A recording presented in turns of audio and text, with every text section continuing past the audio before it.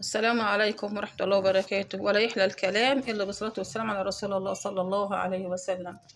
النهاردة معانا فيديو الشاورما بالكبدة يا حبايبي.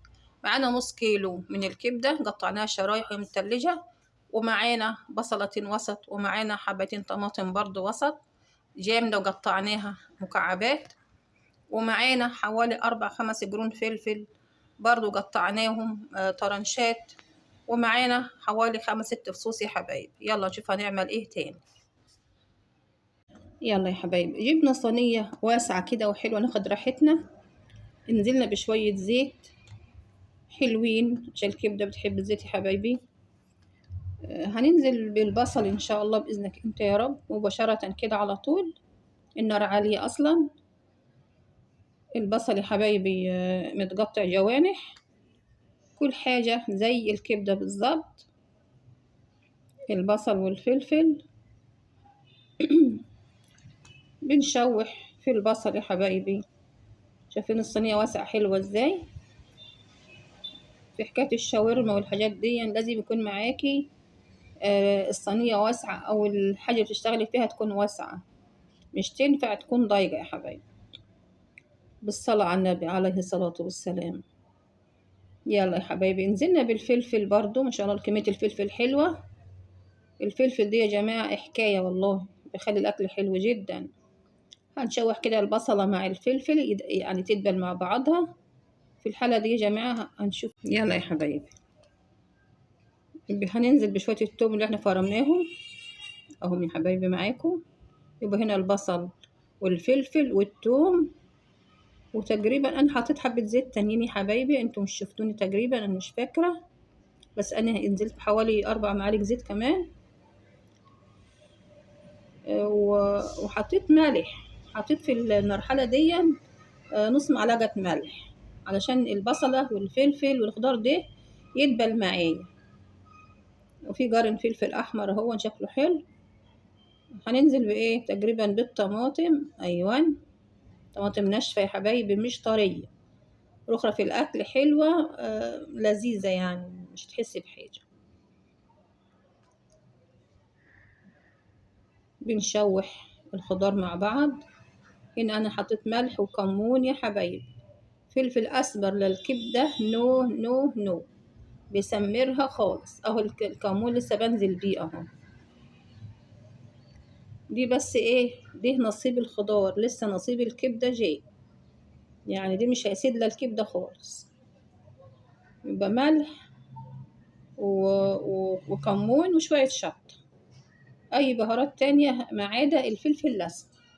كده انا بشيل باقي الخضار على جنب يا حبايبي مع حضراتكم. بفضي الصينية لايه للكبدة. يلا عشان ننزل بيها اهو يا حبايبي. ما شاء الله اللهم بارك اللهم بارك. هنفردها كده في الصينية الواسعة الحلوة دي ما شاء الله عليها اللهم بارك اهي يا حبايبي. في الحالة دي لازم تكون نار عالية يا جماعة علشان الكبدة تشرب على طول الدم اللي فيها. سبحان الله. كده انا حطيت الكمون بتاع الكبدة، حطيت كده ايه معلقتين تقريبا من بتوع الملح. يلا الصلاة على النبي عليه الصلاة والسلام. اللهم صل وسلم وبارك على سيدنا محمد صلى الله عليه وسلم. يعني انا بخفها كده عن بعضها شوية حبايبي علشان تنشف معايا بسرعة. كده انا عليت النار شوية اهي، ظهرت اهي دخنت. يلا هنقلب بشويش، لان الكبدة ما بتستحملش مش ماسكة بعضها ازاي. سبحان الله. بشويش خالص، اديها راحتها في التقليب عشان ما تنهريش منك. يلا يا حبايبي، اني في الحتة دي انضميت بقى الخضار للكبدة، وبنقلب برضو بشويش خالص عشان مش نهر الكبدة ادانها يعني سليمة كده زي ما هي. هي كانت عايزة شوية دهن يا حبايبي. انا عندي الدهن ومقطعاه حتت حتت حتت كده، بس ما شريتها طلعوا من الفريزر. فأي مش مشكلة بقى، اللي هو عنده دهن يعرف يطلع من الفريزر بتاعه، أو مش في الفريزر خالص يطلع يحط حتتين كده مش يكتر مع حبة الزيت، بتدي ريحة حلوة وطعم حلو برضه. بس هي ما شاء الله حلوة، اللهم بارك، ألف هنا وشفا على قلوبهم يا رب، مطرح ما يسر يمرق يا حبايبي. كده احنا تقريبا خلصنا. الكبدة يا حبايبي متاخدش نار، خلي بالكوا لو طولت عليها النار بتنشف وتشيل كده في الأكل. لا، متى ما نشفت من الدم بتاعها تشويحتين مع الخضار وشيلي من على النار على طول. كده أنا عندي النار عالية أهي. أنا والله يا جماعة بقلب بحرص جدا زي ما انتم شايفين كده. بسم الله ما شاء الله لا قوة إلا بالله. اللهم صل وسلم وبارك على سيدنا محمد صلى الله عليه وسلم. يا رب اكرمنا من عندك يا رب لاجل حبيب النبي صلى الله عليه وسلم. يلا احنا كده خلصنا اهو، بقولكوا كده يعني حلوة صراحة، حلوة كده. انا طفيت النار بوريكوا اهو يا حبايبي اهو. يلا كده انا شلتها من على النار وابتديت اعمل في بقية الفيديو. هنشوف هنعمل ايه. احنا عاملين شاورمة الكبدة يا حبايبي، ان شاء الله هنعمل معانا نص كيلو دقيق، وهنعمل اكريب، معانا صينية فيها شوية مية، كوباية مية، كوباية صغيرة، حطينا رشة الملح اهي مع حضراتكم، ونزلت البطرمان السكر وحطيت شوية سكر كده. احنا ايه هندوب السكر مع الملح في المية. لسه مش حطيت السكر، انا حطيت ملح مرتين، رشتين ملح كده. كده بقى السكر خلاص. يلا هندوب بس السكر والملح كده في المية شوية، وبعدين هننزل بالدقيق.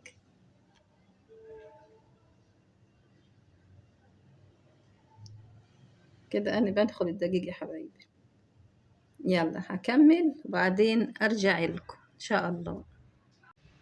يلا يا حبايبي كده انا دخلت الدقيق وبقلب بالمعلقة كده في المية اللي كانت في الصينية يا حبايبي. نشوف هنقصني ولا لا. ان شاء الله احنا عوزنا طبعا، نزلنا بحوالي كوباية مية كمان، يعني هنقول كده خد كوباية ونص مية، نص كيلو دقيق خدوا كوباية ونص مية اهي. هو ده النص المية، لا دي ربع كوباية زيت يا حبايبي، ربع كوباية من الزيت، الكوباية الصغيرة ربع كوباية من الزيت كده. بس بنجمع العجينة كده، الدقيق مع المحتويات اللي احنا حاطينها. يا رب ملناش غيرك، تدينا الصحة والعافية من عندك يا رب. حطيت شوية المية.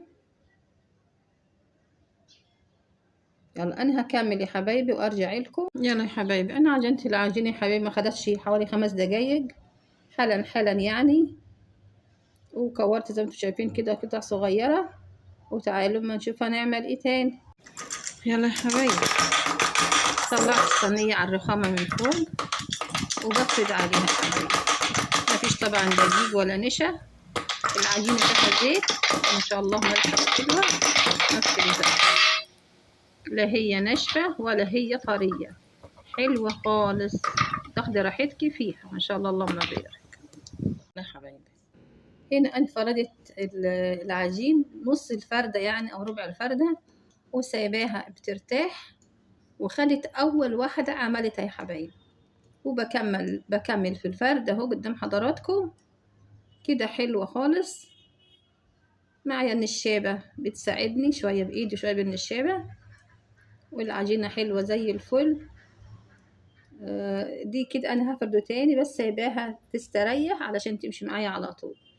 حبايبي فردنا شوية حلوين كده، ركنت مع الصينية وبدأت حطيت المصفى يا حبايبي على النار على البوتاجاز، وبدأت اسوي يا حبايبي. يعني انا مسوية 3 أو 4 وبوريكم هون. شايفين التسوية حلوة ازاي؟ دي العيش السوري يا حبايبي، العيش السوري يا حبايبي. يبقى عملنا السوري والشاورما بالكبدة والخضار. ماشي.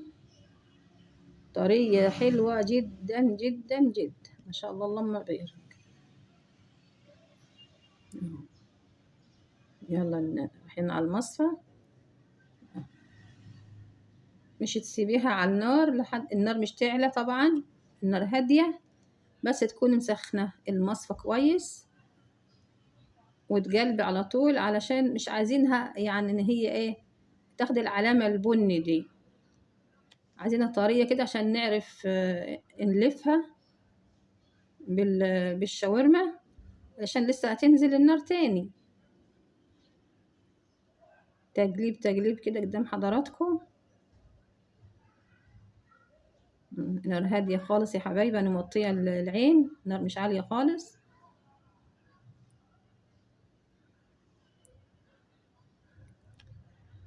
لا إله إلا الله سيدنا محمد رسول الله صلى الله عليه وآله وصحبه وسلم. معلش هي بتاخد كذا تقليبة كده عشان النار هادية، بس في مصلحة الكريبية. يلا نشوف.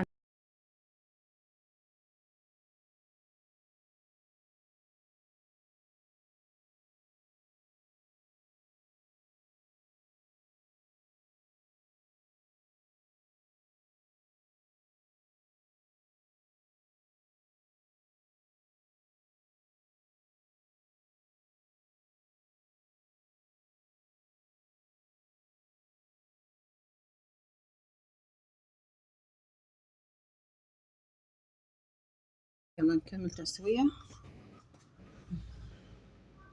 دي تاني واحدة سواها معاكم عشان برضو تتأكدوا من كده الطاسة حميت شوية أو المصفى يعني بيرفع ازاي كده. ما طولتش عليها اهي، شلتها على طول. يلا يا حبيبي احنا بدأنا نحشي الكريب بالشاورما اللي بالكبدة. بنروح تانيين كده ربع الرغيف أو النص، ونتني يا حبايبي يعني مثلث كده، والتاني بنجيبه فوق منه اهو زي اللي جاهز بالظبط، زي اللي بنجيبه من المحلات.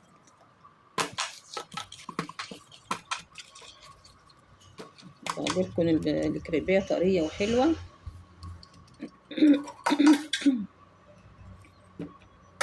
عمل معاكم كمان دي.